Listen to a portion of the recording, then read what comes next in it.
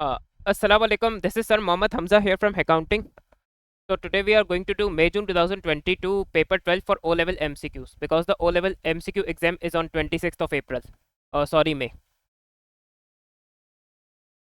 तो आप लोग को 35 MCQs 1 आवर इन 50 मिनट्स में अटैम्प्ट करने होते हैं. प्रायर टू 2020 30 MCQs 1 आवर में कंप्लीट करने होते थे. तो उसने अगर आप लोग के 5 MCQs इंक्रीज किए तो उसने आपके 15 मिनट्स से ड्यूरेशन इंक्रीज भी की है. तो ऑब्वियसली इस पेपर में टाइम ज़्यादा होता है. लेकिन रिसेंट पेपर्स में थोड़ा सा ओ लेवल के एमसीक्यूज की भी डिफिकल्टी रैंप अप कर दी है. और एएस में तो उसने अराउंड 2016 या 17 से ही एमसीक्यूज ट्रिकी और चैलेंजिंग कर दिए थे. तो इसलिए this recent papers are very important. Which task would be carried out by bookkeeper. तो एक बात आपको माइंड में रखने की, बुक कीपिंग भी अकाउंटिंग का स्टेज है, लेकिन this is mainly concern with recording transactions. और जो अकाउंटिंग के बेसिक टास्क होते हैं वो बुक कीपिंग के अंडर आते हैं. तो हमें कोई आंसर आंसर चूज करना है जो कि बुक कीपिंग को इलस्ट्रेट करे. Comparison of financial statement between years, preparation of financial statements, this is accounting. Provision of information for decision making, this is accounting. Recording financial transactions, तो ये इसका answer D होगा.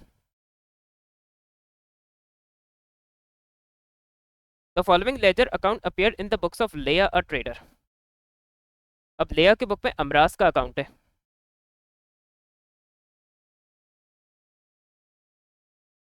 और अमराज का देखिए ओपनिंग डेबिट, ओपनिंग और closing credit balances है, purchases है, परचेज रिटर्न, बैंक डिस्काउंट है. इट मींस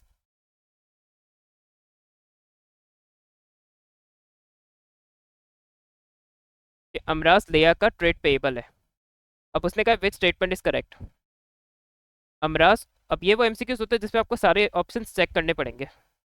तो एग्जाम में आप ये भी कर सकते हैं कि जो एमसीक्यूज पहले आपको आ रहे हैं वो पहले कर लें. ये वाले एमसीक्यू जैसे आप लास्ट में अटैम्प्ट कर सकते हैं क्योंकि इसमें सारे ऑप्शन चेक करने पड़ते हैं. अमराज अलाउड लिया 100 ट्रेड डिस्काउंट ऑन 30 अप्रैल. ये तो 100% गलत है क्योंकि ट्रेड डिस्काउंट जो है बुक्स पे रिकॉर्ड नहीं होता.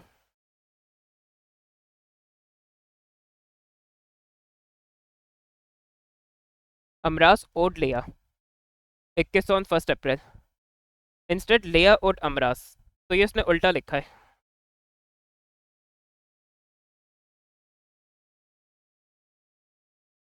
और लिया ओड अमराज 2950 on 30 अप्रैल, ये बात उसने सही कही है.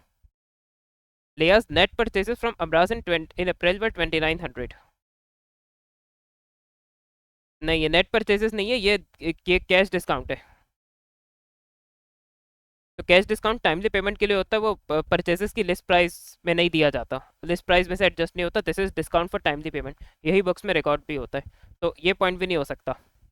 तो इसका करेक्ट आंसर सी है.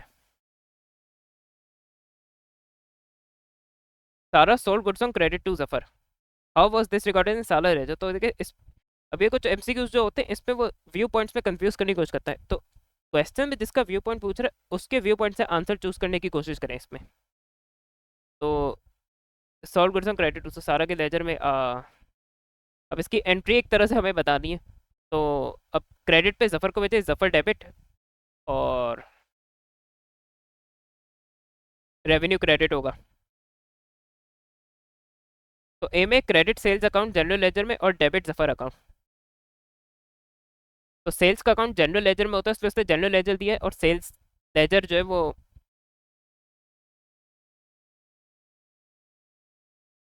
Accounts of credit customer grouped. तो सारे इंडिविजुअल क्रेडिट कस्टमर के अगर ग्रुप करते हैं तो उसे सेल्स लेजर कहते हैं. तो सेल्स लेजर में इंडिविजुअल कस्टमर का भी अकाउंट, रिसीवेबल का अकाउंट होगा जफर साहब का. तो इसका आंसर ए होगा. Umar send a credit note to Mariam for goods return. How would Mariam record this transaction. Mariam के व्यू पॉइंट से हमें इसमें आंसर चूज करना है. फॉर गुड्स रिटर्न, अब मरियम ने Umar send a credit note, तो it means Mariyam receive credit note.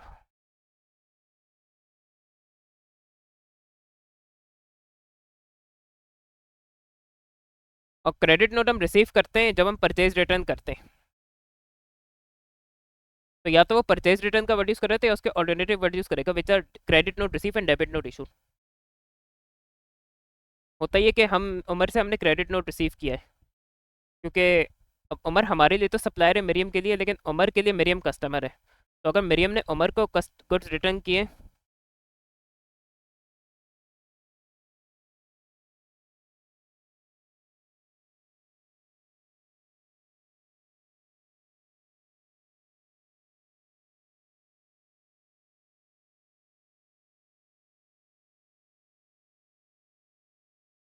का मतलब ये उमर के लिए सेल्स रिटर्न है।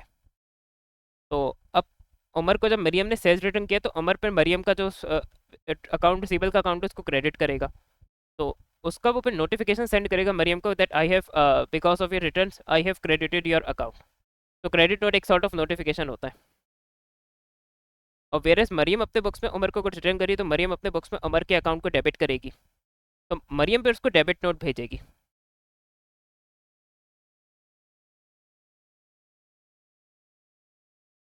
To notify Umar that I have, as I have return goods to you, I have debited your account. देखिए उसने डेबिट नोट की बात की नहीं, उसने क्रेडिट नोट रिसीव की बात की है। तो इट मीन्स हमें सिंपली परचेज रिटर्न की एंट्री बतानी in the books of Mariam. तो सब अकाउंट्स उमर डेबिट होगा और परचेज रिटर्न क्रेडिट होगा।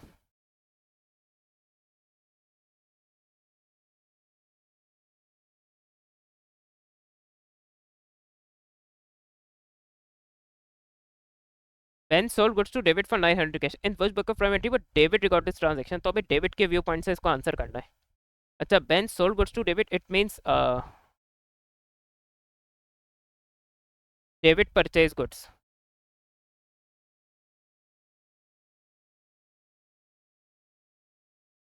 तो बेन ने बाई किए, बेन ने सेल किए, डेविड ने बाई किए, और कैश बाई किए। तो देखिए सेल्स जनरल में तो नहीं आएगा, क्योंकि this is for credit sales. और ऑब्वियसली हम सेल्स कर रहे हैं तो परचेजेस कर रहे हैं। अब परचेजेस का मसला क्या है कि ये क्रेडिट परचेजेस के लिए होता है, फिर अभी डेविड ने कैश परचेजेस किए। अब अगर हमने कैश पे परचेज की तो वो बेदली हम कैश बुक में रिकॉर्ड करते हैं उसको। ये कैश बुक में डेबिट क्रेडिट करेगा अपनी परचेजेस को फ्रॉम बैंक।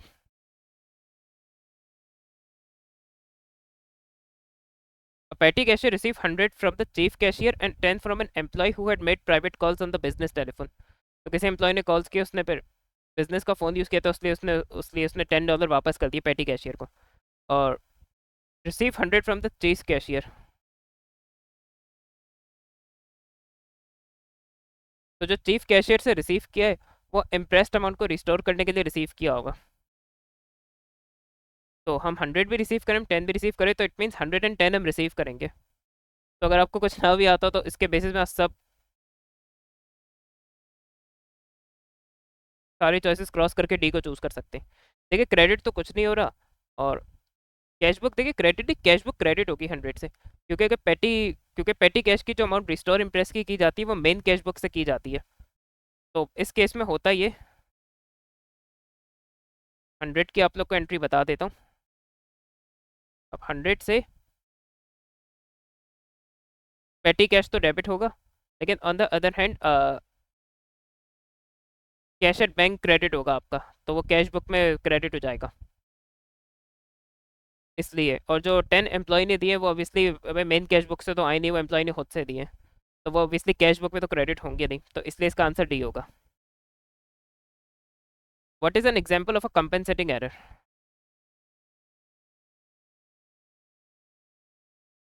तो कंपेंसेटिंग एरर्स में ये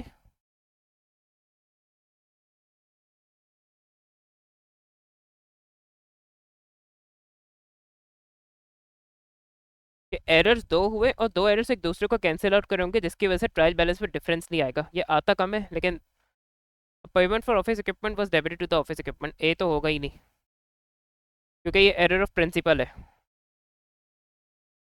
तो कंपेंसेटिंग एरर तो होगा नहीं कि हमने नॉन करंट एसेट को एक्सपेंस, हमने एक्सपेंस को नॉन करंट एसेट ले लिया। अब परचेज ऑफ गुड्स ये है कमीशन, तो ये भी कंपेंसेटिंग एरर नहीं होगा।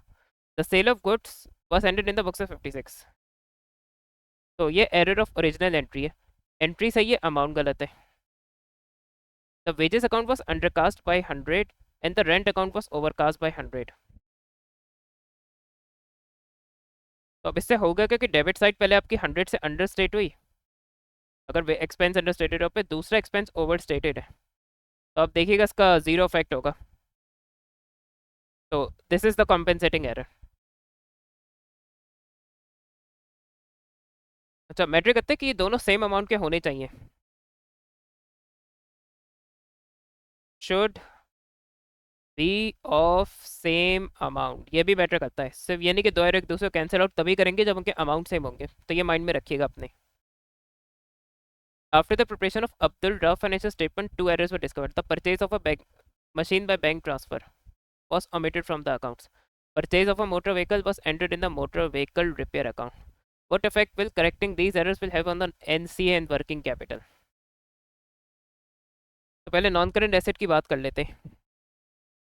तो 5,000 का एसेट नहीं दिया था और 15,000 का एसेट एज एक्सपेंस ले लिया तो obviously NCA is going to increase by 20,000।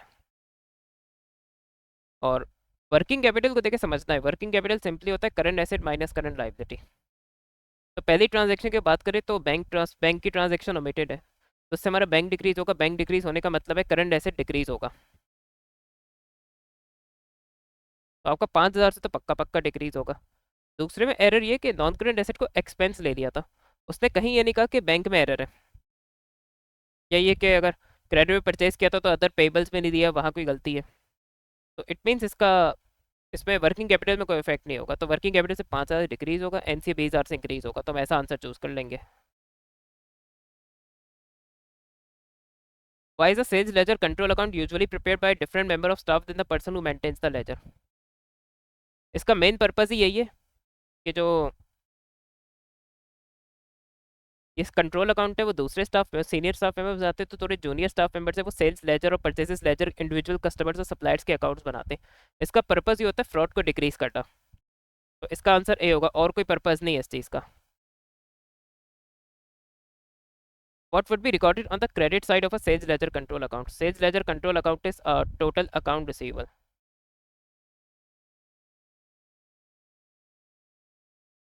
Eight time student sales ledger control account को सेल्स का अकाउंट समझते हैं, नहीं, ये आपका अकाउंट रिसीवेबल अकाउंट है। हमारे जो इंडिविजुअल अकाउंट रिसीवेबल के अकाउंट्स हैं उनकी समरी होती है, उनका टोटल होता है ये। Cash refund to credit customer, ये डेबिट साइड में आता है। क्रेडिट सेल्स डेबिट साइड पे आता है। फिर ये interest charge on overdue amounts debit side में आता है। सेल्स रिटर्न है जो कि क्रेडिट साइड में आता है, तो इसका आंसर डी होगा।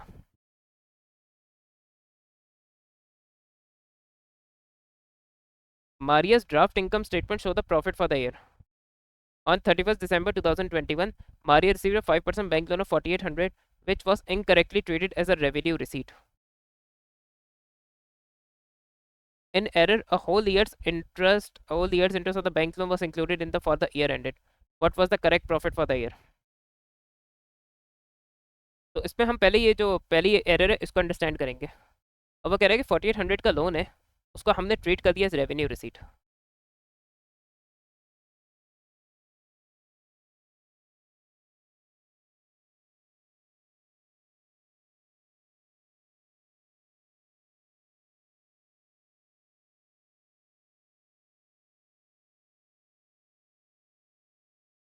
तो अगर हमने इसको रेवेन्यू रिसीट ट्रीट किया, इसका मतलब हमने इसको इनकम ट्रीट कर दिया है। अब हमने इसको एज इनकम ट्रीट कर दिया है, तो प्रॉफिट ओवर स्टेट हो गया होगा।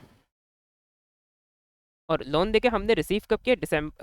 31st दिसंबर को, और हमारा ईयर एंड हो रहा है मार्च में। तो लोन यूज हुआ होगा फ्रॉम जनवरी टिल मार्च। तो लोन हम जितने मंथ्स यूज करते हैं उतने मंथ्स का इंटरेस्ट हम पे करते हैं एक अकाउंटिंग ईयर में। तो अगर हमने 3 मंथ्स इसमें लोन यूज किया तो 3 मंथ्स का इंटरेस्ट हमें देना चाहिए था उसमें। उसने लेकिन पूरे साल का चार्ज करा दिया, तो उसकी वजह से क्या हुआ होगा? एक्सपेंस ओवर स्टेट हो गए होंगे और प्रॉफिट अंडर स्टेट हो गया होगा। तो 4,800 तो देख लिया आपका डायरेक्टली एडजस्ट हो जाएगा, ये ऐड किया होगा इससे, अब माइनस हो जाएगा। अब हमें 3 मंथ्स का इंटरेस्ट, पहले हमें एनुअल इंटरेस्ट भी निकालना होगा इसमें।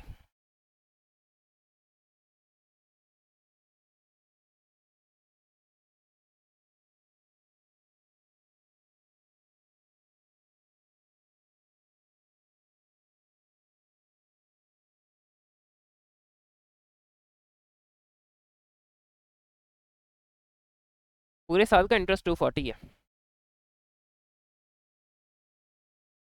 कि जो इंटरेस्ट रेट है पर एनम होते हैं अकाउंटिंग में।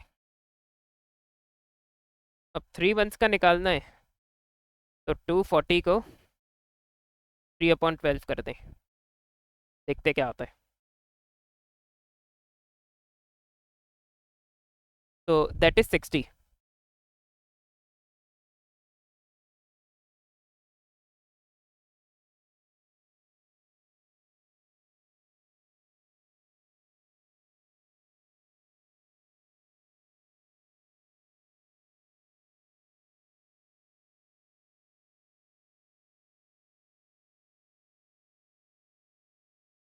तो हमारा एक्सपेंस जो ओवर स्टेटेड है वो 180 से, तो हम उसको 180 से डिक्रीज करेंगे। 60 तो होना ही चाहिए था, हमने बिला वजह उसको 240 रिकॉर्ड किया है। तो हम यह करेक्टेड प्रॉफिट बड़े आराम से निकाल सकते हैं। We will start from 38750। अभी जो बिला वजह की हमने इनकम ले ली थी इसको माइनस करेंगे, और जितने से एक्सपेंस ओवर स्टेट किया था वो हम ऐड बैक कर देंगे।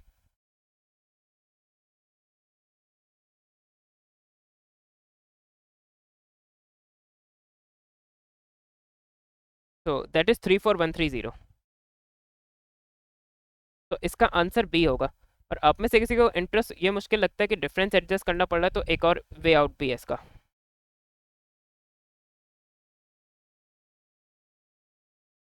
तो 38750 में से 4800 माइनस कीजिए, और जो पूरे साल का इंटरेस्ट है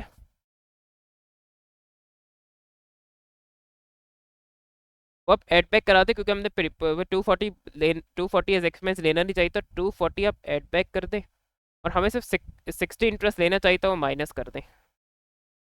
तो आप देखिएगा अब तभी भी इसके, अगर इस अप्रोच से भी आप करते तो भी आपका आंसर सेम आएगा। -4800 प्लस 240 माइनस 60। तो 34130 इससे भी आ रहा है।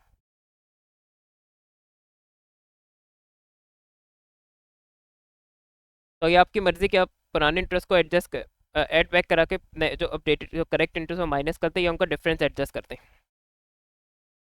तो आई होप्स आप लोग को क्लियर हो गया होगा। Which statement about reducing balance method of depreciation is not correct. तो हमें गलत स्टेटमेंट ढूंढना है उसका। तो जिसमें रिड्यूसिंग बैलेंस के बारे में स्टेटमेंट सही होंगे वो आंसर नहीं होंगे। A lower amount of depreciation is charge in the earlier years than in the later years, ये हो सकता है।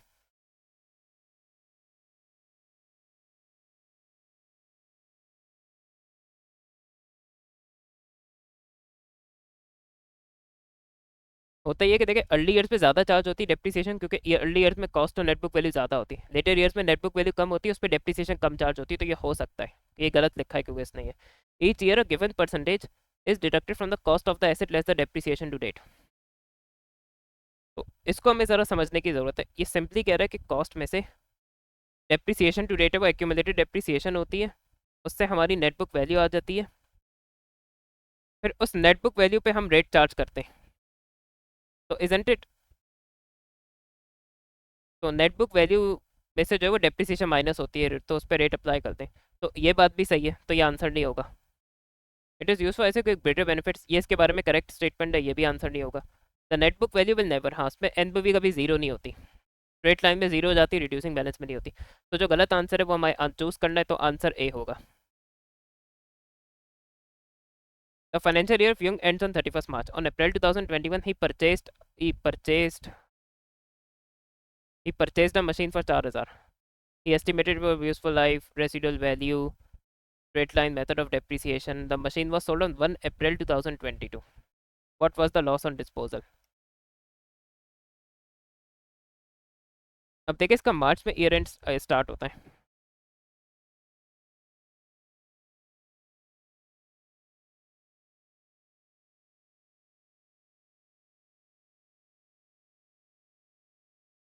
तो इसका ना अप्रैल से मार्च तक का इसने 1 साल का डिप्रिसिएशन चार्ज किया होगा।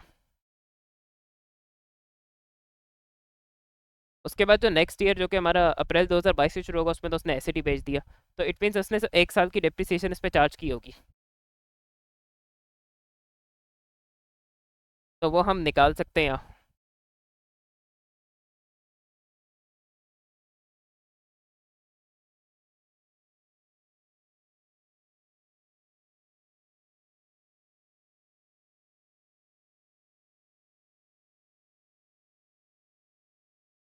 स्ट्रेट लाइन से निकालना तो देखिए उसकी कॉस्ट है 4000 और रेसिडुअल वैल्यू 100 है, यूजफुल इकोनॉमिक लाइफ 3 है।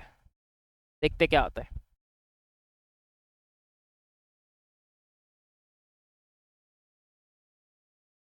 तो 1300 डेप्रिसिएशन है। अब इस पे देखिए दो तरीके आपके पास गेन लॉस एंड डिस्पोजल निकालने के, या तो आप डिस्पोजल अकाउंट बना ले और या तो लॉजिक से निकाल सकते हैं। तो पहले मैं इसको लॉजिक से करके दिखा देता हूँ।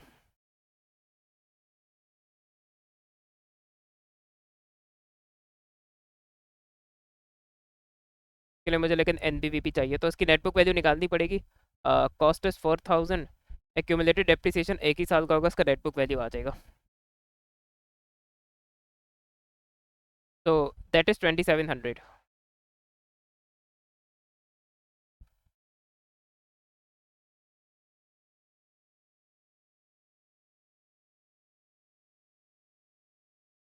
तो अब देखिए प्रोसीड जो है वो नेटबुक वैल्यू से कम है, क्योंकि हमारी एनबीवी 2700, बिग 1500 का रहा है सिर्फ।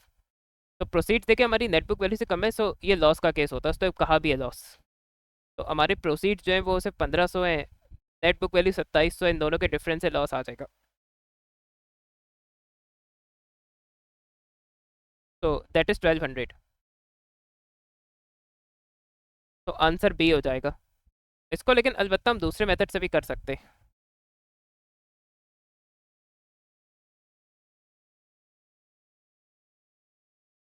उसमें ये होगा कि डिस्पोजल अकाउंट बना ले आप लोग, और क्योंकि ऑब्वियसली ये एमसीक्यू में आप वर्किंग अकाउंट बनाएंगे तो इसको रफ रखें, इसको अननेसेसरी फेयर करने की ज़रूरत नहीं है। गंदा संदा रफ बिल्कुल बनाए, कोई मसला ही नहीं है। इस पर इसकी कॉस्ट डेबिट होगी, इसको बेच के 1500 रिसीव किए, ये भी यहाँ किए गया क्रेडिट होगा। कॉस्ट एक जो कॉस्ट के अकाउंट में क्रेडिट होगी या डेबिट होगी, जो उसको बेच के रिसीव किया बैंक में डेबिट होगा, डिस्पोजल में क्रेडिट होगा। इसकी जो एक्यूमुलेटेड डेप्रिसिएशन है वो प्रोविजन फॉर डेप्रिसिएशन में डेबिट होगी या क्रेडिट होगी।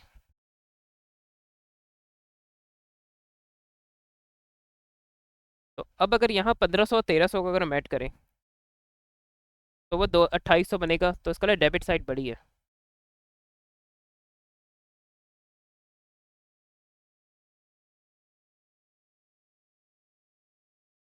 तो अगर डेबिट साइड डिस्पोजल अकाउंट में क्रेडिट साइड से ज़्यादा है तो वो लॉस का केस होगा हमेशा। तो 4000 में से अब 1500 और 1300 काट दें तो 1200 का लॉस आ जाएगा। और लॉस यहाँ क्रेडिट इसलिए होता है क्योंकि बस एक्सपेंस ताकि इनकम स्टेटमेंट में डेबिट हो जाए, तो एक तरह से ट्रांसफ़र होता है। और 1200 is equal to 4000 minus 1500 minus 1300।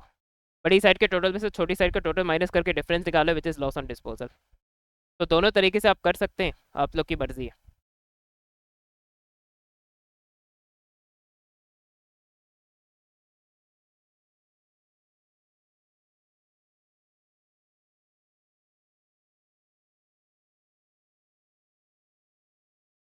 On 1 April 2021, commission receivable was outstanding. Commission received during the year ended amounted to 4850.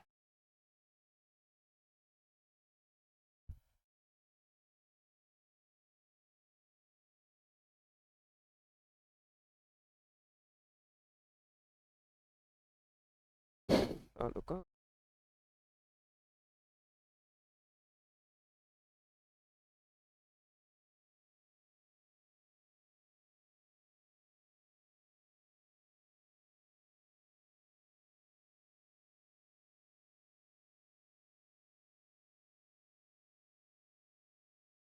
अच्छा, commission receive day mart for at the end of financial statement. और यहाँ आप लोग देख सकते हैं कि सारी एंट्रीज इनकम स्टेटमेंट की प्रीवियस कॉलम पे ट्रांसफर की एंट्री, तो हमें ट्रांसफर निकालना है। तो इसका सबसे आसान तरीका है कि रफ आप इनकम, उसमें कमीशन इनकम है क्योंकि कमीशन रिसीवेबल है, तो एक रफ इनकम का अकाउंट बनेगा, उसके जरिए आप इनकम स्टेटमेंट का ट्रांसफर निकाल सकते हैं। तो आउटस्टैंडिंग, अब एक्रूट की इनकम के केस में एक्रूट जो है वो एसेट होता है क्योंकि वो रिसीवेबल है, तो वो डेबिट साइड में आ जाएगा। अब कमीशन रिसीव, तो जो इनकम रिसीव की बैंक में डेबिट होगी या क्रेडिट होगी 4850। और कुछ उसने दिया बनी, इसका मतलब इसके डिफरेंस से हम ये निकाल सकते हैं। तो 4850 माइनस 210, तो दिस विल बी 4640। अब इनकम को हमें इनकम में ट्रांसफर करना है, तो इनकम में अगर क्रेडिट कराना है इनकम को, तो फिर ये इनकम का अकाउंट डेबिट होगा ताकि इनकम स्टेटमेंट में इनकम क्रेडिट हो जाए। तो ऐसा आंसर देखते कहाँ है। तो कमीशन रिसीवेबल डेबिट होगा ताकि इनकम स्टेटमेंट क्रेडिट हो जाए, तो इसका आंसर ए होगा। तो Nula's financial year ends on 31st December. He maintains a provision for doubtful debt of 5% of trade receivables. On 1st January 2021, the provision amounted to 1800. On 31st December 2008, trade receivables owed 30,400, of which 600 was regarded as irrecoverable. How much was the provision for doubtful debt on 1st January 2022?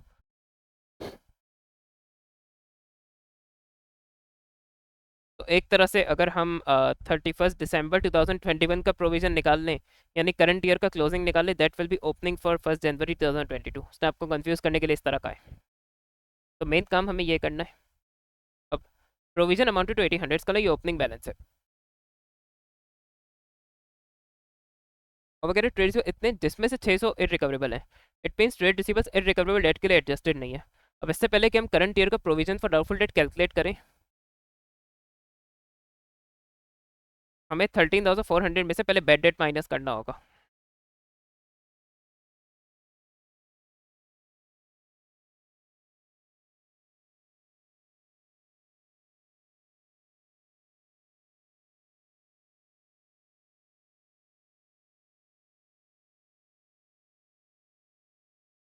अब जो adjusted trade रिसीवल्स है उस पर हम 5% लगा देंगे।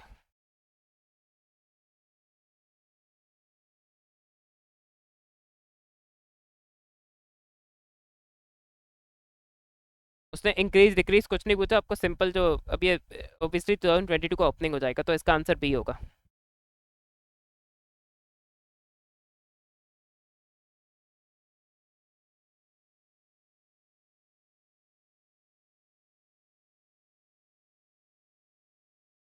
After the financial year for the year ended 30 April 2022, a trader discovered that closing inventory had been overvalued. What will be the effect of this error? अब ये जो पूछते हैं ना कि इफेक्ट ऑफ एरर वाले एमसीक्यूज, तो इसमें ये पढ़ ले कि इफेक्ट ऑफ एरर पूछ रहा है वो, या वो effect of correcting the error पूछ रहा है। Profit for the year, capital profit for the year. पहले करंट ईयर के प्रॉफिट और करंट ईयर की कैपिटल पे बात कर लेते हैं। इसमें एट टाइम स्टूडेंट को कंफ्यूजन होती है। तो देखिए, अगर क्लोजिंग इन्वेंट्री बढ़ गई है ना, तो क्लोजिंग इन्वेंट्री आपको ये याद होना चाहिए कि वो कॉस्ट ऑफ सेल्स में से माइनस होती है, उसमें ऐड नहीं होती। तो अगर क्लोजिंग इन्वेंट्री की ज़्यादा वैल्यू कॉस्ट ऑफ सेल्स में से माइनस होगी, तो isn't it cost of sales decrease हो जाएगा। कॉस्ट ऑफ सेल्स के डिक्रीज होने से प्रॉफिट करंट ईयर का बढ़ जाएगा, और प्रॉफिट बढ़ेगा तो कैपिटल भी बढ़ेगा। और या तो ये कि अगर आपकी इन्वेंट्री बढ़ रही है तो आपके एसेट्स बढ़ रहे हैं, एसेट्स बढ़ेंगे तो आपके कैपिटल भी बढ़ेंगे। तो अफेक्ट ऑन कैपिटल आपको समझना, तो या तो आप उसका इक्विटी के सेक्शन की अंडरस्टैंडिंग यूज़ करेंगे, या आप अकाउंटिंग इक्वेशन की अंडरस्टैंडिंग का यूज़ करेंगे।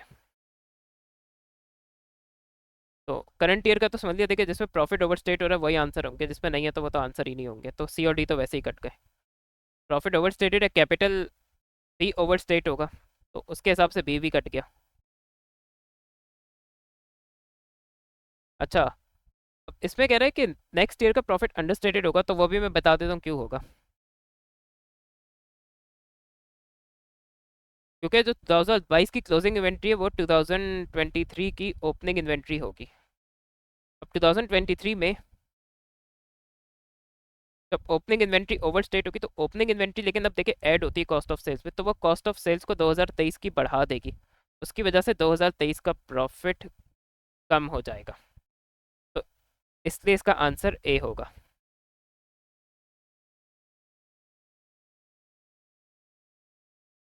Maryam owns a business providing accounting services. She provided the following information for the financial year. What was the amount of fees shown in the income statement?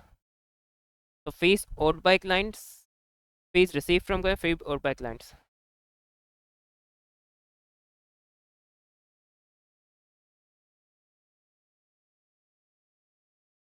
तो देखिए दोनों opening का closing accrued income है और फिर free रिसीट्यूड है, तो इसमें हम फीस का रफ अकाउंट बना ले तो इनकम इनकम स्टेटमेंट की अमाउंट आ जाएगी उसकी।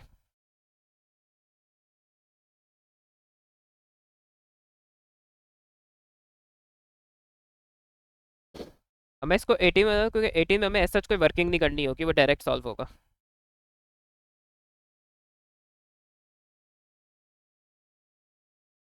और एग्जाम में देखिए एग्जाम का प्रेशर होता है, तो जहाँ टी अकाउंट बनाना रिक्वायर्ड हो वहाँ बेहतर है कि टी अकाउंट बना के ही करें। तो that will reduce the chances of silly mistakes and that will also improve the chances of getting the right answer.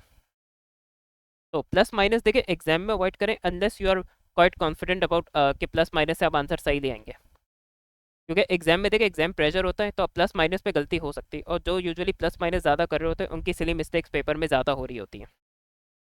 और यहाँ कोई फेयर टी अकाउंट नहीं बनाना, वर्किंग का बनाना, बिल्कुल रफ गंदा संदा बनाए, लेकिन उससे आपके सही आंसर आने के चांसेस बढ़ जाएंगे और सिली मिस्टेक से आप बच जाएंगे।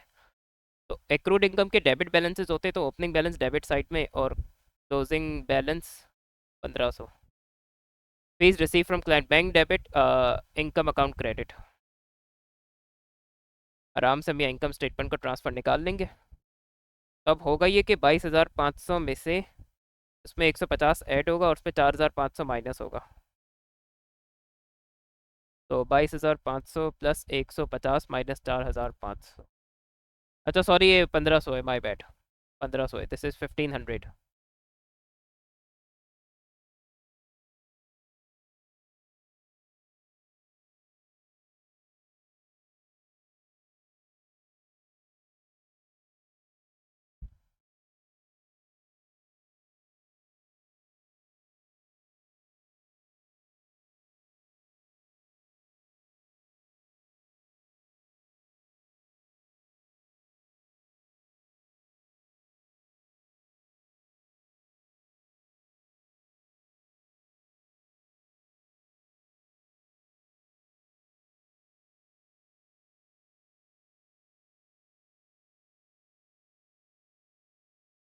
तो इसका आंसर ए होगा।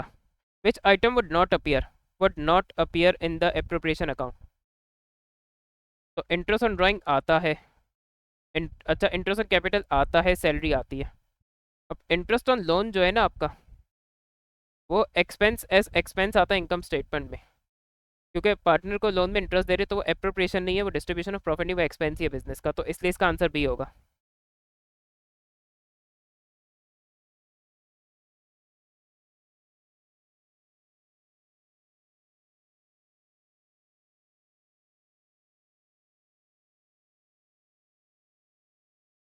Carol and Dennis sharing profit and losses in the ratio 2:1।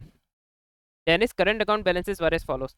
अब हमें क्लोजिंग यूजुअली निकालना होता है, ओपनिंग क्लोजिंग दोनों देती हैं, उसकी कोई ड्राइंग्स भी नहीं है साहिबा की। What was the total profit made by the partnership in the year ended.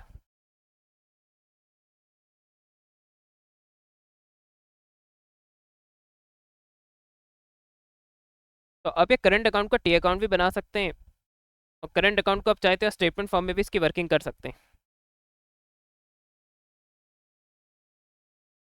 तो करंट अकाउंट में देखिए उसमें, क्योंकि current account is part of equity, तो this is negative, this is positive. तो अगर इसमें डेबिट नेगेटिव बैलेंस आ रहा है तो कल तो ड्राइंग ज़्यादा हो रही है प्रॉफिट्स का या शेयर ऑफ लॉसेज हो रहे हैं, तो उसमें क्रेडिट बैलेंस होना चाहिए ideally, because current account is part of equity. तो उस पर डेबिट बैलेंस नेगेटिव होगा। अच्छा, उसकी ड्राइंग्स तो कोई है नहीं, तो इंटरेस्ट ऑन ड्राइंग का भी चक्कर नहीं होगा। इंटरेस्ट ऑन कैपिटल की या सैलरी की बात नहीं कर रहा, इट मीन्स वो नहीं है इसमें। तो हमने इस पे शेयर ऑफ प्रॉफिट ऐड किया होगा, तो हम एक्स रख लेते हैं। तो उसी के बाद उसका इसका क्लोजिंग बैलेंस 7,000 पॉजिटिव आया होगा।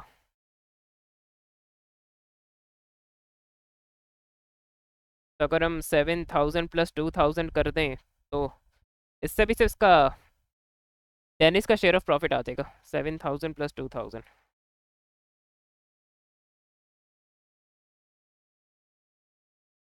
और profit and loss sharing ratio 2:1 है। तो ये देखिए रेशियोज के जरिए फ्रैक्शन है, इसका मतलब प्रॉफिट के एक हिस्सा डेनिस का है और दो हिस्से कैरल के, तो उसका मतलब वन आउट ऑफ 3 हिस्सा जो है वो कैरल का है। और ये जो होता है रेसिडुअल प्रॉफिट के लिए होता है।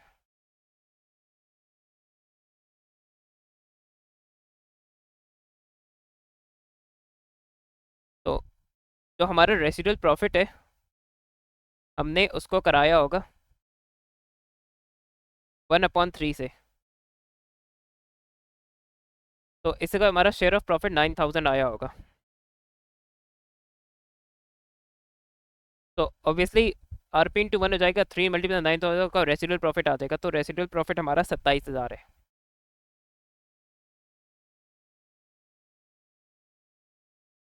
और इसमें कोई इंटरेस्ट ऑन कैपिटल या ड्राइंग या इंटरेस्ट ऑन ड्राइंग नहीं है, तो ये residual profit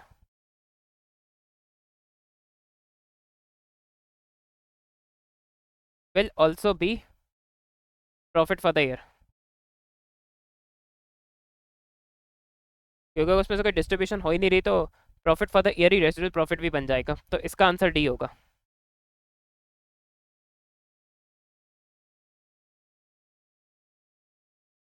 which statements are correct? A debenture holder is liable for the debts of the company, no. In fact debenture holder तो कंपनी से रिसीव करेगा अपना अमाउंट जब ड्यू होगा, तो जिस जिसमें वन है उसको आप कट कर दें। A partner is liable to pay business debt from personal assets, क्योंकि इनकी अनलिमिटेड लाइबिलिटी होती है।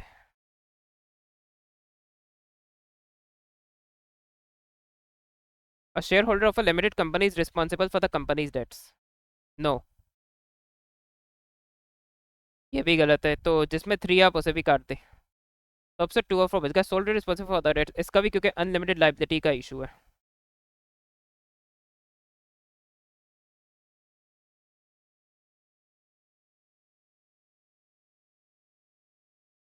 तो 2, तो 2 और 4 होंगे, तो इसका आंसर सी होगा। The draft financial statement of a limited company showed retained earnings of, it was found that no adjustment had been made for the following. What was the correct amount of the retained earning? अब इसमें हुआ क्या होगा कि इन issues की अगर हमने adjustment नहीं की होगी, तो इसकी वजह से प्रॉफिट फॉर द ईयर जो है वो गलत होगा।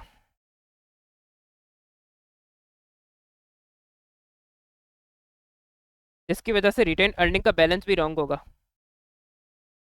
तो प्रॉफिट फॉर द ईयर तो उसमें गिवन नहीं है, तो अब हम रिटेन अर्निंग में करेक्शन कर दें तो इन एरर्स की, तो एक तरह से प्रॉफिट भी करेक्ट हो जाएगा। तो 31820। अब इस पे कमीशन रिसीवेबल एक्रूड। अब इसमें एक बात समझने की है कि एक्रूड इनकम ना, इनकम ऐड होती है तो उसको इंक्रीज करती है, तो एक्रूड इनकम से, एक्रूड इनकम से इनकम बढ़ेगी, इनकम बढ़ेगी तो प्रॉफिट बढ़ेगा, प्रॉफिट बढ़ेगा तो रिटेन अर्निंग भी बढ़ेगा। तो ये तो ऐड होना चाहिए 450। और now we need to understand about prepaid. अब प्रीपेड एक्सपेंस जब आपका बढ़ता है ना, तो वो आपके एक्सपेंस में से माइनस होता है, तो आपका एक्सपेंस उससे कम हो जाएगा। एक्सपेंस कम होगा तो प्रॉफिट बढ़ेगा, प्रॉफिट बढ़ेगा तो RE भी बढ़ेगा। तो 175 भी ऐड होगा। 31820 प्लस 450 प्लस 175, तो दैट इज 32445। तो इसका आंसर डी होगा।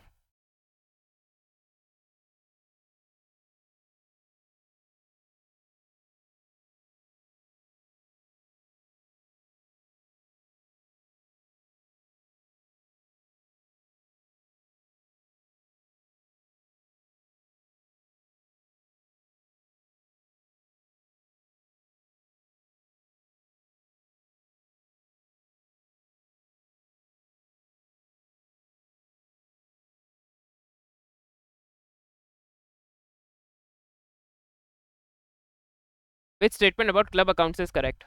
कैपिटल एंड रेवेन्यू ट्रांजैक्शंस,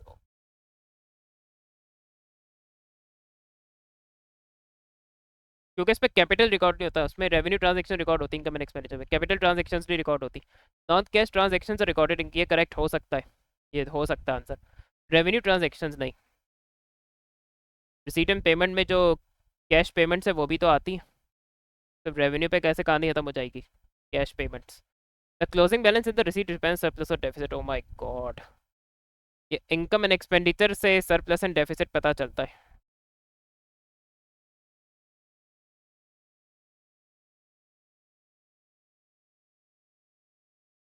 तो इस पे जो सिर्फ सही आंसर है वो बी है।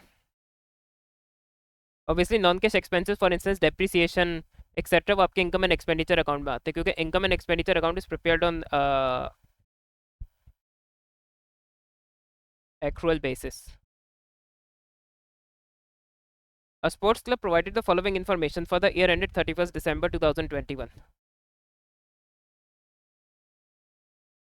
Subscriptions 1st January को है, subscriptions paid in advance 31st December, subscriptions outstanding, subscription received during the year. What was the subscription that related to the year ended? तो हमें सब्सक्रिप्शन जो अर्नड ड्यूरिंग द ईयर वो निकालनी है, यानी जो इनकम एंड एक्सपेंडिचर में figure transfer होगी। तो उस पर बेस्ट वे आउट ये है कि आप सब्सक्रिप्शंस का रफ टी अकाउंट बनाएं। तो सब्सक्रिप्शंस क्लब की मेन सोर्स ऑफ इनकम होती है, तो उसके लिए इनकम का अकाउंट बनता है। तो बेसिक्स में जो आपने इनकम का अकाउंट सीखा वो यहाँ सब्सक्रिप्शंस के लिए बनाना होता है। तो इनकम का एडवांस लाइबिलिटी होता है, तो उसका ओपनिंग है तो क्रेडिट बैलेंस होगा 200। आउटस्टैंडिंग सब्सक्रिप्शंस ईयर एंड की है, तो ये एसेट होता है हमारा, तो इसका डेबिट बैलेंस क्रेडिट साइड में होगा, लेकिन ये क्लोजिंग है तो ये यहाँ अपोजिट साइड में आएगा 450। और सब्सक्रिप्शन रिसीव बैंक में डेबिट होगा या क्रेडिट होगा। सब्सक्रिप्शंस का जो बैंक अकाउंट है वो RNP receipt and payment account कहलाता है, इसलिए मैंने आरएनपी लिखा है। अब इससे हमारा आ जाएगा इनकम एंड एक्सपेंडिचर का ट्रांसफर। तो ये तीनों ऐड हो जाएंगे, आपका ट्रांसफर आ जाएगा 200 प्लस 8800 प्लस 450, तो दैट इज 9450।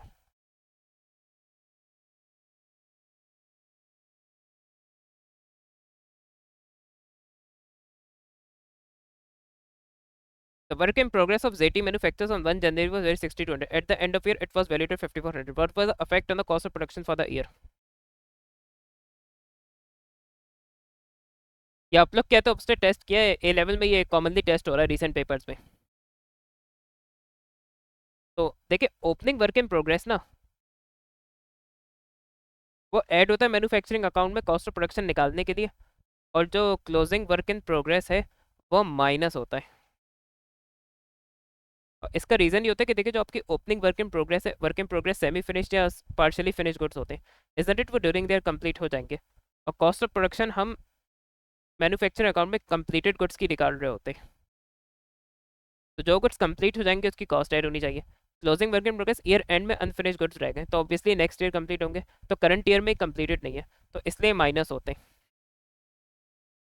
अब हमें इसका नेट निकालना है,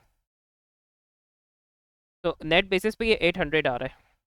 और अगर देखें ओपनिंग ज़्यादा है क्लोजिंग से, तो इट मीन्स ज़्यादा जो वर्क इन प्रोग्रेस के गुड्स यूनिट्स है वो कंप्लीट हो गए ड्यूरिंग देयर, जो अनफिनिश्ड है वो कम हो गए। तो और 800 पॉजिटिव आए, तो this will be added to cost of production.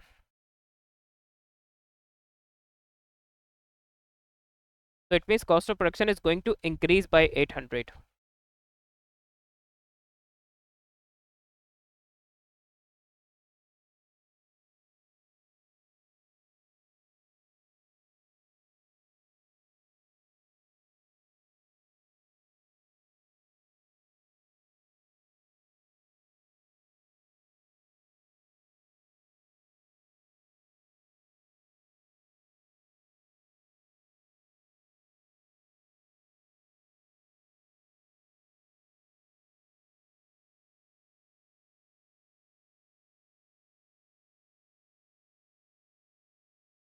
A manufacturing company provided the following information: cost of production, finished goods, finished goods. What are the cost of sales?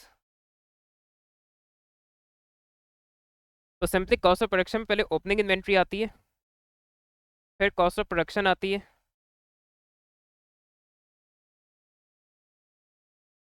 Opening 42 है और क्लोजिंग है इस 36,000। और जो हमने goods बाहर से purchase किए वो भी कॉस्ट ऑफ सेल्स में ऐड होते हैं। और रिसेंट जो आपने अपने पेपर्स के मैन्युफैक्चरिंग के क्वेश्चन देखे हो, तो उसमें वो ये चीज़ टेस्ट कर रहा है कि हम खुद मैन्युफैक्चर भी कर रहे हैं और बाहर से वो सेम प्रोडक्ट बाय भी कर रहे हैं। तो जो गुड्स प्रोड्यूस किए उनकी कॉस्ट ऑफ प्रोडक्शन आएगी कॉस्ट ऑफ सेल्स में, जो गुड्स बाहर से बाय किए उनकी परचेजेस आएंगी, और फिनिश गुड्स की ओपनिंग और क्लोजिंग इन्वेंट्री। तो इससे हमारा overall adjusted cost of sales आ जाएगा 42,000 प्लस 345,000 माइनस 36,000 प्लस 15,000, तो यह है 366,000।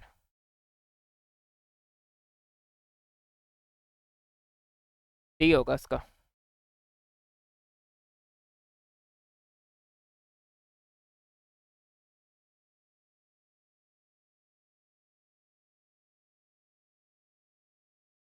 Tahir provided following information for his first year of trading.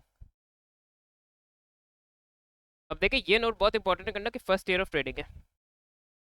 It means कोई ओपनिंग बैलेंसेस नहीं होंगे ना ओपनिंग इन्वेंट्री होगी। Sales sales related purchases gross profit margin was 25%, what was the value of closing inventory. अब देखिए जब तक हमारे पास क्लोजिंग इन्वेंट्री होगी तो हम कॉस्ट ऑफ सेल्स कैलकुलेट नहीं कर सकते, लेकिन हमें रेवेन्यू दिया हुआ है, सेल्स रिटर्न दिया हुआ है और ग्रॉस प्रॉफिट मार्जिन दिया हुआ है। तो सबसे पहले नेट रेवेन्यू निकाल लेना चाहिए।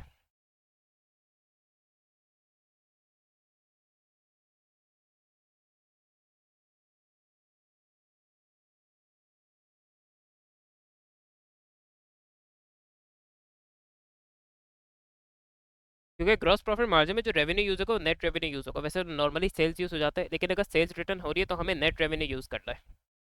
तो अब परसेंटेज में ये दिया हुआ है, लेकिन इसको नंबर में चेंज कर ले तो थोड़ा इक्वेशन सॉल्व करना आसान हो जाएगा। तो अगर आप 25 डिवाइड बाई 100 करें तो इसका नंबर 0.25 आएगा।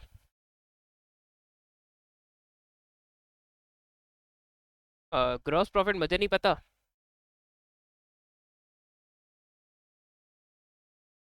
लेकिन मुझे नेट रेवेन्यू पता है जो कि 164,000 है, तो अभी मेरा ग्रॉस प्रॉफिट आ जाएगा। तो ये हो जाएगा 41,000। अब देखिए इनकम स्टेटमेंट से रिकॉल करेंगे ग्रॉस प्रॉफिट आता कैसे। तो CP is equal to revenue minus cost of sales. तो 41,000 इज इक्वल टू रेवेन्यू है 164,000, नेट रेवेन्यू लेंगे हम उस पर, सही है। उस पर से कॉस्ट ऑफ सेल्स माइनस किया होगा तो ये ग्रॉस प्रॉफिट 41,000 का आ गया होगा। तो कॉस्ट ऑफ सेल्स अगर निकालना है तो अब हो जाएगा 164,000 माइनस 41,000।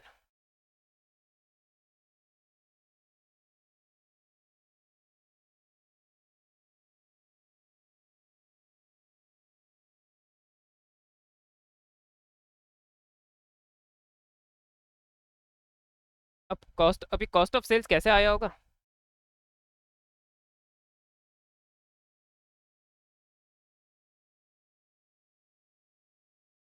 अब 123,000 इस तरह आएगा। देखिए ओपनिंग इन्वेंट्री तो होगी नहीं क्योंकि फर्स्ट ईयर ऑफ बिजनेस है। इस पे परचेजेस दिया होगा, परचेजेस में से और कोई चीज़ नहीं गिवन है तो क्लोजिंग इन्वेंट्री इसने माइनस की होगी। अब अगर हमें क्लोजिंग इन्वेंट्री निकालनी है तो एक्स पॉजिटिव हो जाएगा, तो this is will be 129 minus 123।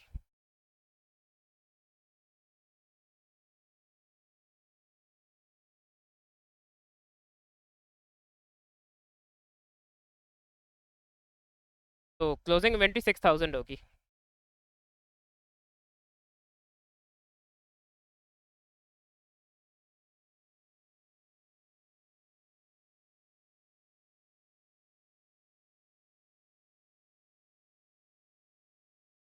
What was the purchases for the year. अब रेट ऑफ इन्वेंट्री टर्नओवर का होता है फॉर्मूला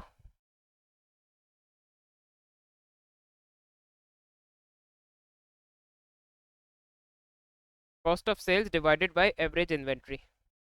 एवरेज इन्वेंट्री का होता है opening plus closing divide by 2, तो हम एवरेज इन्वेंट्री निकाल लेते हैं पहले। तो ओपनिंग है 6,800 plus 6,000 divide by 2।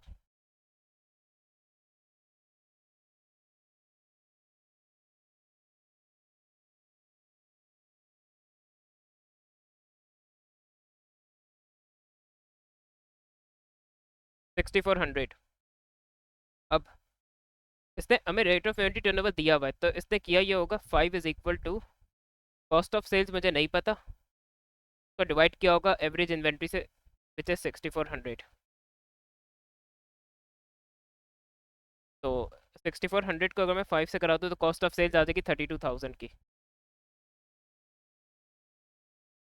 32,000 cost of sales इसने इस तरह निकाला होगा, ओपनिंग इन्वेंट्री में परचेजेस ऐड किया होगा और क्लोजिंग इन्वेंट्री माइनस की होगी। तो अब इसने 32,000 प्लस 6,000 माइनस 6,800 किया करेंगे तो हमारा कॉस्ट परचेजेस आ जाएगा। तो 32,000 माइनस 6,800 प्लस 6,000, तो दिस विल बी 31,200। तो परचेजेस हमारा आंसर बी होगा।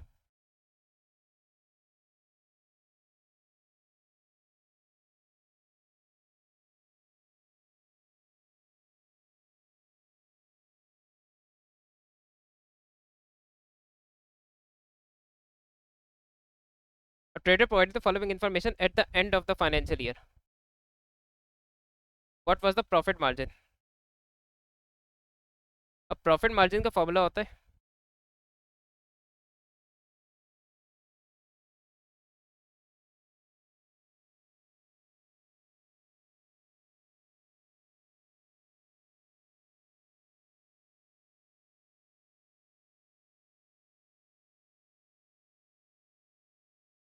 तो अब प्रॉफिट फॉर द ईयर में गिवन नहीं है, लेकिन अब इनकम स्टेटमेंट से अगर आप रिकॉल करें तो ग्रॉस प्रॉफिट में से अगर हम एक्सपेंसेस माइनस करते अदर इनकम नहीं दी हुई है तो obviously we don't need to adjust other income, हमारा प्रॉफिट फॉर द ईयर आ जाएगा, तो PF5 पहले निकाल लेते, which will simply be 20 minus 12, तो ये 8000 हो जाएगा।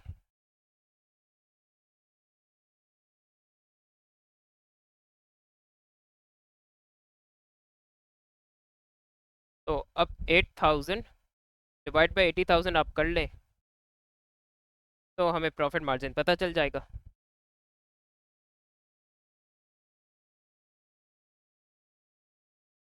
तो इसका आंसर 10% होगा।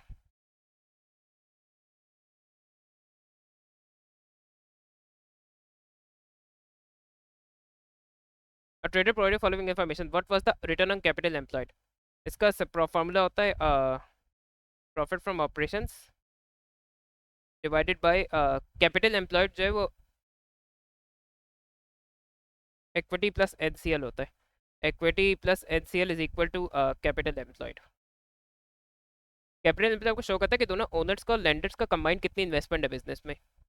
अच्छा, अब इसमें कोई लोन नॉन करंट लाइबिलिटी है, वर्किंग कैपिटल कैपिटल, अब वैसे तो उसमें प्रॉफिट फ्रॉम ऑपरेशन यूज होता है, लेकिन यह कोई भी ऐसा डेटा नहीं दिया हुआ जिसमें हम प्रॉफिट फ्रॉम ईयर को प्रॉफिट फ्रॉम ऑपरेशन में चेंज कर सके, और नॉन करंट लाइबिलिटी का कोई इंटरेस्ट की उसकी इन्फॉर्मेशन नहीं दी हुई, तो probably this might be an interest free loan.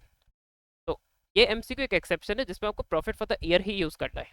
तो 24,000, और बाकी चीज़ आप इग्नोर कर सकते हैं, देखिए आपको इक्विटी दी हुई है, कैपिटल, और नॉन करंट लाइबिलिटी दी हुई, तो कोई टेंशन ही की बात नहीं है। मल्टीप्लाई बाय 100 कर दे, आपका ROC आ जाएगा।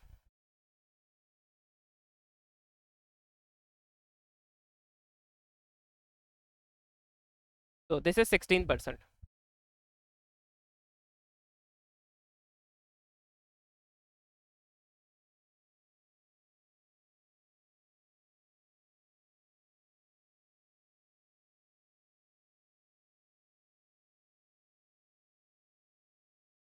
Samuel decided to issue statements of account each month. What ratio does Samuel hope to improve by doing this? अब statement of account is quite similar to the bank statement which we receive every month. और statement of account अगर किसी customer से हम frequently transactions करते तो, या किसी सप्लाई से, तो उसी केस पे स्टेटमेंट ऑफ अकाउंट इशू की जाती है। तो सेमिल डेफिनेटली कुछ कस्टमर से रेगुलरली ट्रांजेक्शन्स करते हैं, तो उनको भी statement of account her month हम भेजते हैं, जैसे बैंक हमें हर महीने बैंक स्टेटमेंट सेंड करता है और उस पर हमारी मंथ की ट्रांजेक्शन्स डिटेल्ड होती है। तो देखिए करंट रेशियो हो सकता है, अगर ट्रेड रिसीबल इंप्रूव होंगे तो करंट ट्रेड रिसीबल डिक्रीज होंगे, trade receivable improve, cash cash improve होगा तो करंट रेशियो इंप्रूव हो सकता है, लेकिन यूजुअली ये होगा कि ट्रेड रिसीबल अगर जैसे कम हो जाएंगे और कैश बढ़ेगा तो उससे इसका करंट रेशियो भी इंप्रूव नहीं होगा, वो जीरो इफेक्ट होगा, क्योंकि एसेट सेम अमाउंट से बढ़ा है, एक दूसरा एसेट डिक्रीज हो रहा है। लिक्विड एसेट रेशियो में भी कुछ ऐसे ही होगा, तो A और B तो होंगे ही नहीं।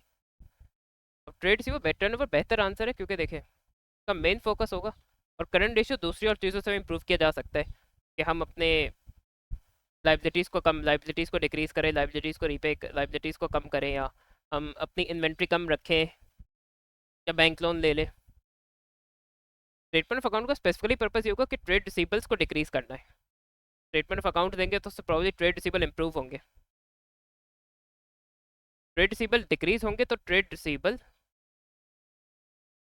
डेज जो है वो इंप्रूव होंगे, कम हो जाएंगे, तो इसलिए इसका आंसर डी होगा।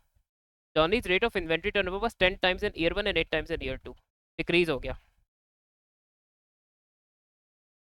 और ये हायर द बेटर हो, जैसे 10 टाइम्स, और 10 मीन्स 10 टाइम्स शो, तो हर साल on average 10 times inventory buy कर रहा है और सेल कर रहा है, और वो चीज़ अब डिक्रीज हो गई, अब सब 8 टाइम्स बाय और सेल कर रहा है on average. It means in business की सेल्स डिक्रीज हो रही है और बिजनेस की इन्वेंट्री इंक्रीज हो रही होगी, या एक्सेस इन्वेंट्री हो सकता है बाय करो, तो हमें इसी का वर्स्टिंग का रीजन ढूंढना है।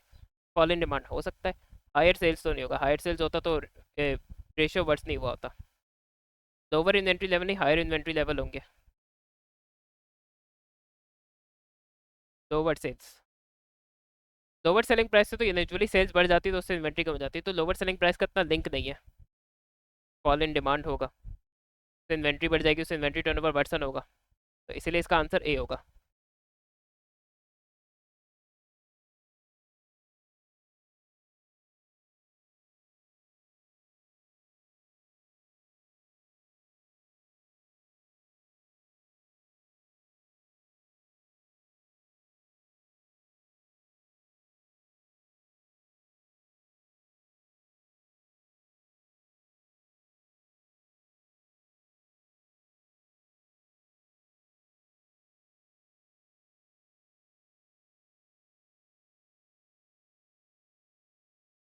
My head annual revenue of 1000 in year one, gross profit margin इतना था, प्रॉफिट इतना हो गया, profit sorry gross profit margin तो अगर इम्प्रूव हुआ है,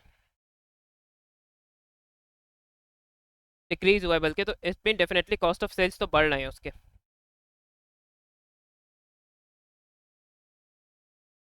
और रेवेन्यू हर साल सेम है, एनुअल रेवेन्यू, तो it means cost of sales तो जो है वो इंक्रीज हो रहा है, डिक्रीज नहीं हो रहा है, तो डिक्रीज वाले ऑप्शन वैसे ही आंसर नहीं होंगे।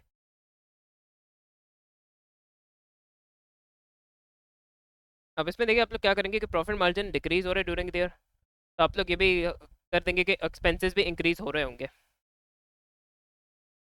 और अगर हमें कोई नंबर्स ना दिए हुए हो तो हमें यही एज्यूम करना पड़ेगा कि obviously profit, one of the reasons for decrease in profit margin is the increase in operating expenses. लेकिन यहाँ में देखिए डेटा ज़रा ज़्यादा दिया हुआ है, तो ये वो थोड़ा सा हवारी वाला एमसीक्यू, इसमें हमें वेरीफाई करना पड़ेगा, और इससे वेरीफाई करने के लिए आपको डेटा दिया है, तो हमें थोड़ी सी इसमें कैलकुलेशंस करनी होंगी। तो जैसे पहले ईयर वन करते हैं। अ,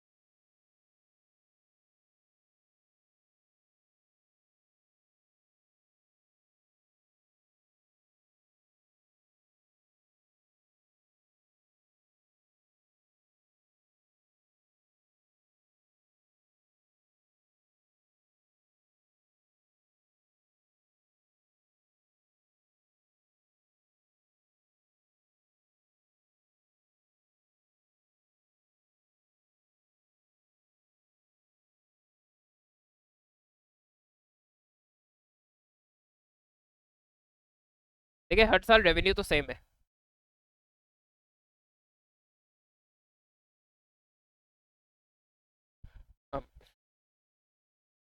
ग्रॉस प्रॉफिट मार्जिन 45% है, तो इट मीन्स 45,000 ग्रॉस प्रॉफिट है, और 100 और 45 का डिफरेंस आपका कॉस्ट ऑफ सेल्स हो जाएगा, जो कि प्रोबेबली 55,000 है। और इसी तरह उसने रेवेन्यू ईयर टू का डिफरेंट नहीं बताया, इसका ईयर टू में भी रेवेन्यू सेम है। अब ग्रॉस प्रॉफिट 40% पे हो गया तो उसका 40,000, अब 100 - 40, तो देखिए यहाँ ये वेरीफाई भी हो रहा है, यहाँ ये वेरीफाई भी हो रहा है कि 60,000 कॉस्ट ऑफ सेल्स है। अब ऑपरेटिंग, अब उसके बाद प्रॉफिट मार्जिन जो है वो 5% था, तो 100,000 का अगर हम 5% निकालें तो प्रॉफिट फॉर द ईयर 5,000 होगा। इसका ग्रॉस प्रॉफिट का डिफरेंस ऑपरेटिंग एक्सपेंसेस होंगे which is 40,000।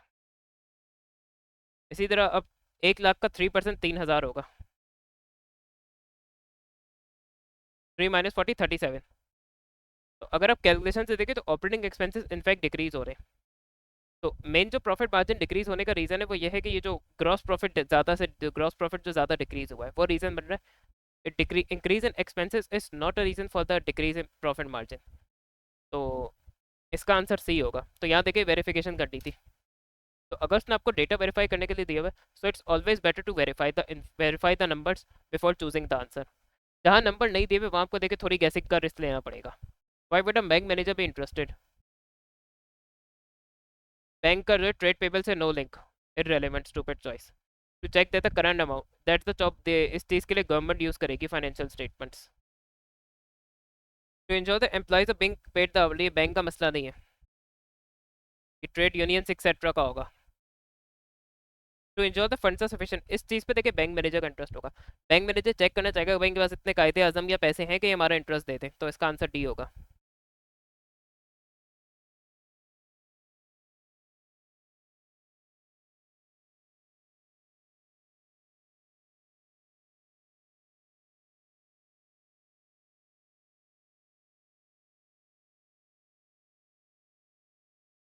Revenue should be regarded as earn with the legal title service, तो ये रियलाइजेशन है कि रेवेन्यू अर्न कब होता है, ये रियलाइजेशन डील करता है इससे, बाकी कोई इतना कॉन्सेप्ट रेलेवेंट नहीं है इसके लिए। The information should be cable of independently verified, ये कैरेक्टरिस्टिक रिलायबिलिटी का है।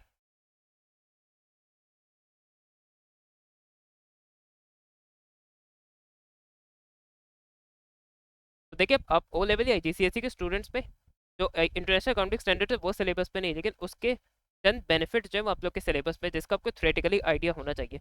अब इस पे आईएएस जो है वो increases the reliability of the financial statements.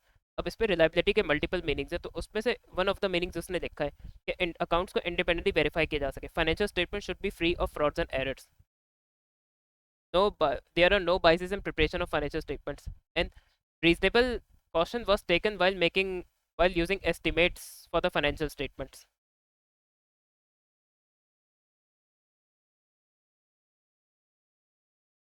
and should reflect the performance of the company। तो ये रिलायबल के मल्टीपल मीनिंग्स है, तो उसमें से कभी भी कोई भी एक एमसीक्यू में टेस्ट कर सकता है।